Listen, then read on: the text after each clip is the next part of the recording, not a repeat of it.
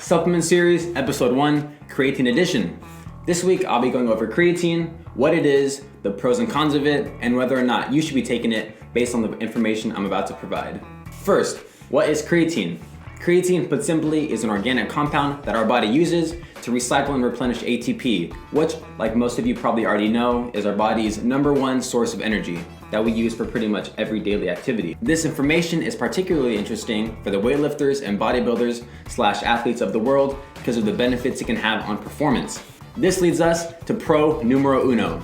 Yes, creatine does help athletic performance. A series of 22 studies reviewed in the Journal of Strength and Conditioning went over the effects that creatine supplementation versus a placebo has on a 1 rep, 3 rep, and 10 rep max strength test. As stated in the paper, the average increase in weightlifting performance, which was defined as maximal repetitions at a given percent of maximal strength, following creatine supplementation plus resistance training was 14% greater than the average increase in weightlifting performance following a placebo ingestion by itself. So, with a proper training regimen and consistent supplementation of creatine, you can expect to see some pretty significant strength gains in the gym. This data can also be extrapolated to athletes who perform high-intensity tasks, such as sprinting, shot putting, or pretty much anybody who has to output a lot of force in a short amount of time.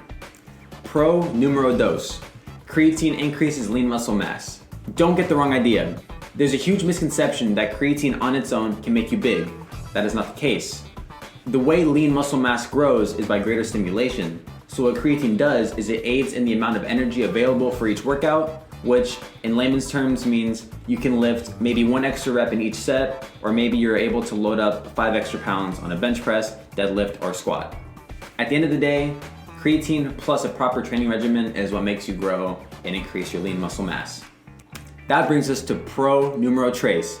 Creatine is pretty cheap. It costs about $10 to $15 for about 100 servings of creatine, so using my quick math abilities, that's about $50 a year on creatine, which in my opinion is pretty darn good. Now on to the cons. There's really no negative side effects of taking creatine.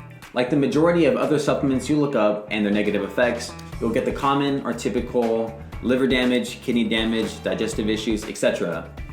Believe it or not, most of those claims aren't actually backed by any scientific literature. In my opinion, I think these claims are created from the idea that because our bodies already synthesize creatine and it is possible to obtain from your diet, it is unnecessary to supplement, and that by doing so, we are going over the normal intake, which means our body needs to work harder to absorb or metabolize it. I'd like to state that I personally haven't researched any of these claims, but this is something that I see a lot when I'm browsing for different types of supplements I could take and just overall negative side effects of the majority of supplements out there.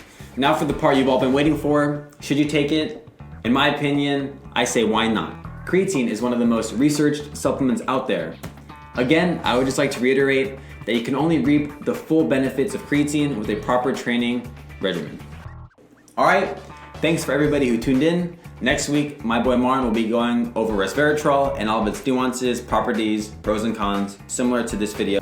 Thanks again, catch y'all in the next one. Adios amigos.